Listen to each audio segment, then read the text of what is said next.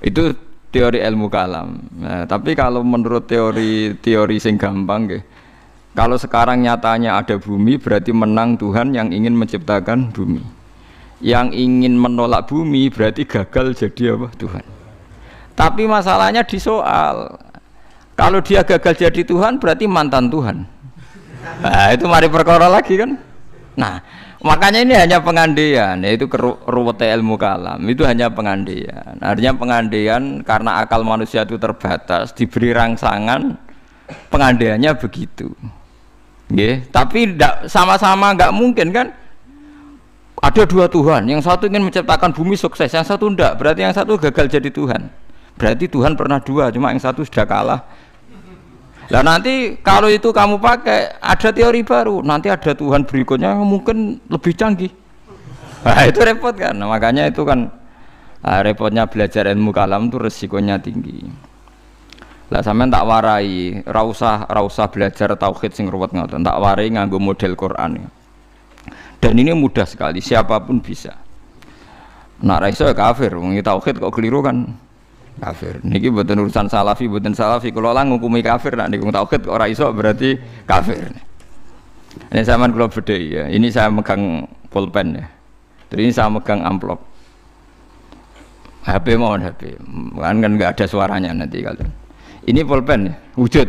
Mboten niki ruwakno, ini pulpen wujud. Ini HP wujud ruwakno. Terus ini saya benturkan. Suara ini wujud apa enggak? Wujud.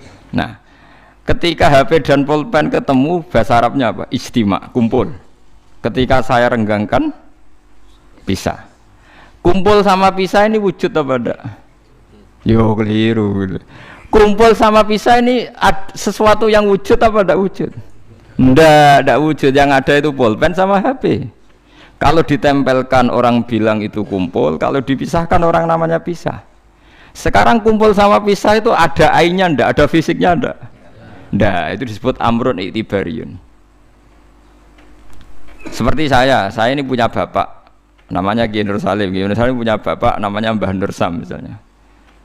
Itu juga ada wujud. Bapak saya dulu dikatakan dia bapak karena ada anaknya saya. Berarti diarani bapak itu gantung ngenteni anak. Jadi zaman belum punya anak, dia itu belum bisa dikatakan bapak beliau. Bareng dua anak iso diarani bapak. Bareng dua putu iso diarani mbah. Lah saiki bunuah sifat kebapakan, sifat keanaan wujud apa ndak? Ya ndak wujud. Yang hakikate wujud itu Kiai Nur Salim. Sekarang saya bahak wujud. Tapi keanaan kebapakan ini saling menunggu. Nak sido duwe anak diarani bapak, nak sido duwe putu diarani mbah. Tapi sing diarani putu iku sapa? Zaid misalnya. Yo Zaid iku putu Gus. Yo ora Zaid jenenge Zaid. Engko Zaid sekali di putu ya jenenge mbah. Apa kowe ngomong ngene? Zaid bin nisbat ning mbahe iku putu, bin nisbat ning gone putune iku mbah. Misale kowe muni ngono. Lah berarti Zaid iku putu tambah. Ya Zaid sing mesti bener Zaid ya. Zaid. Lah iku ilmu kalam. Lah mulane nak Nabi Isa iku pangeran, berarti dunya iku pernah lama ndak punya Tuhan karena Tuhannya lahir apa? Kemudian. Lah yo pas langit bumi ana iku Nabi Isa ning ndi? Pangerane ning ndi? Nah, makanya ini pintere Nabi Musa gitu. Ciri utama ulama itu fatonah cerdas. Mergo Nabi Musa tahu nyifati pangeranku gagal, padahal sifatnya seru. Ketika ditanya Fir'aun, ya Musa, Tuhan kamu itu siapa? Wa ma Rabbul Alamin. Jawabnya Nabi Musa sinten Rabbus samawati wal ardi. Pokoknya semengirani langit bumi. Jarene Fir'aun jek berkelit ya. Setahu saya kalau saya jalan-jalan di bumi itu enggak ada yang Tuhan kecuali saya. Ma'alim tulakum min ilahin apa? Khairi. Yang jadi Tuhan saya tok. Soal kemungkinan Tuhan di langit, begini Musa, saya akan pinlen tahaman ibnili sorhal ali abluhul asbab as-samawati fa'attolia ila ilahi Musa. Soal kemungkinan Tuhan di langit, aku nyuruh arsitektur saya supaya bangun piramida. Nanti saya akan melihat Tuhannya Musa. Mau saya tantang. Walhasil kalau kemungkinan di langit mau ditantang, kalau di bumi setahu Fir'aun Tuhan itu Fir'aun. Terus Nabi Musa punya jurus kedua. Ini kalau sampai niru tauhid model Quran itu lebih gampang. Rabbukum wa rabbu abaikumul awalin. Yang menuhani mbah-mbah kamu dulu. Itu separuh pengawal Fir'aun langsung mukmin. Kalau Fir'aun itu Tuhan, berarti mbah-mbahnya dulu ada itu tanpa Tuhan. Karena Tuhannya baru lahir apa? Kemudian. Itu terus, nah ini pentingnya hujah. Separuh kaumnya Fir'aun itu menyimpan imannya karena kalau Fir'aun Tuhan tidak masuk akal, wong mbah-mbahnya dulu-dulu ada. Berarti kalau Fir'aun Tuhan, mbah-mbahnya dulu tanpa apa? Tanpa Tuhan. Nah itu hujah. Nah hujah kedua yang mudah lagi menurut Quran itu begini. Sekarang misalnya ya, yuriduwah bikumul yusra, Allah itu menghendaki mudah. Itu kalau kita maknani, itu gampang. Misalnya begini, ya ini yang ada ya, nyata dalam sejarah.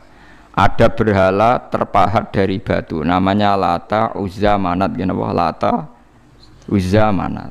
Terus ada yang beberapa yang namanya nggak disebut Quran, kata Hubal, kata apa? Hubal. Oleh orang-orang kafir jahiliyah, Lata itu disembah, dikatakan Tuhan. Uzza juga dikatakan apa? Tuhan. Itu kata Allah. In hiya illa asmaun samaitumuha antum wa abaukum, itu hanya nama yang kamu ciptakan. Makanya Allah ngendikan kalau barang tidak benar istilah kaburos kalimatan takhruju min afwahim. Niki rungokno nggih kanca-kanca terutama sing hafal Quran nggih. Misalnya aku darani Mustofa iku ganteng, Mustofa iku sugih. Itu namanya kalimat yang keluar dari mulut saya, tapi hakikatnya kan tidak ada. Nyatane orang ganteng, nyatane ora sugih. Tapi ini menjadi kalimat karena kadung keluar dari mulut. Kula baleni, tapi ini menjadi kalimat karena kadung keluar dari apa? Mulut. Misalnya saya bilang, wah Ruhin rambutnya lurus, alim, ganteng, pinter. Ini hanya keluarnya kalimat yang keluar dari mulut, tapi kan nggak ada kenyataannya. Nah, ketika orang kafir bilang berhala itu Tuhan, itu kalimat yang keluar dari mulut. Nah, kalau hakikatnya ya batu bukan Tuhan, hakikatnya itu batu. Berarti namane pangeran Lata Uzza itu batu apa pangeran? Batu. Nah, makanya kalau Allah mengkritik orang kafir, misalnya Allah dikatakan punya anak, Yesus itu Tuhan. Ngendikane Allah napa kaburas kalimatan takhruju min afwahim. Sungguh kalimat itu satu kalimat yang salah, tapi yang kadung keluar dari mulut mereka. Jadi nomor dua, ada kalimat yang memang benar. Seperti saya mengatakan 1 ditambah 1 2, 2 tambah 2 4. Lah itu baru hak karena nyata. Mbok dikatakan apa enggak dikatakan ya tetap 2 ditambah 2 4. Sama dengan la ilaha illallah. Jadi la ilaha illallah itu sudah wujud sebelum dunia ngakui la ilaha illallah itu sudah ada apa belum? Kalau bedai. Sebelum ada orang Islam di seluruh dunia, Allah satu itu sudah wujud belum? Sudah. Kenyataan ini sudah ada belum? Sudah. Lah berhubung sudah kadung ada, kita hanya menyaksikan asyhadu, saya bersaksi, a'lamu, saya tahu. Karena sudah ada, makanya disebut fa'lam annahu la ilaha illallah. Wong sudah ada, kita tinggal tahu, tinggal bersaksi.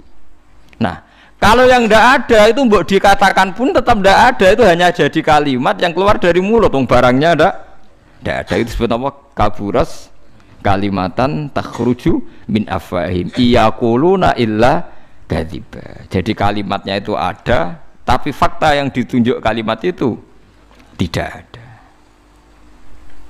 Faham ya lah. Mulanya ciri utama agama itu kul ja'al haqqu wa zahaqal batil. Barang hak itu pasti ada, yaitu Allah. Barang batil ya pasti tidak ada. Pangeran telu itu tidak ada. Watu jadi pangeran ku ora ono.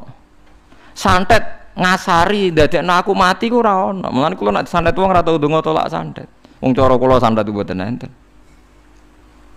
Nah, percaya jajal kok sing mati ra kowe, paham gitu. Dini gitu. Memang enggak ada. Lho soal misalnya, tapi wonten Gusti yang mati ana dome ning wetenge ngene. Ya sing ana dom. Iku jenenge ora santet biasa wedok. Lah nek mati kena santet itu biasa kepelides truk ya mati. Kena virus. Cara kula di pantai di Sandat itu malah lambat, kadang 3 dina lagi mati, jas pleng truk. Jas pleng meneh pesawat. Jadi niku sing paling angel ning gone bab-bab tauhid. Sebenarnya tauhid itu gampang, mboten jelimet.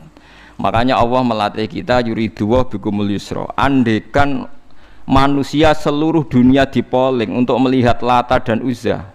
Itu apa? Enggak usah ada orang Islam, enggak ada orang kafir, enggak usah intervensi. Pasti mereka jawab itu batu. Andaikan Isa Yesus itu dipampang di dunia, orang polling, orang Islam kafir, enggak ada yang intervensi. Pasti akan bilang itu manusia. Paham ya? Tapi lewat rekayasa dicitrakan itu Tuhan.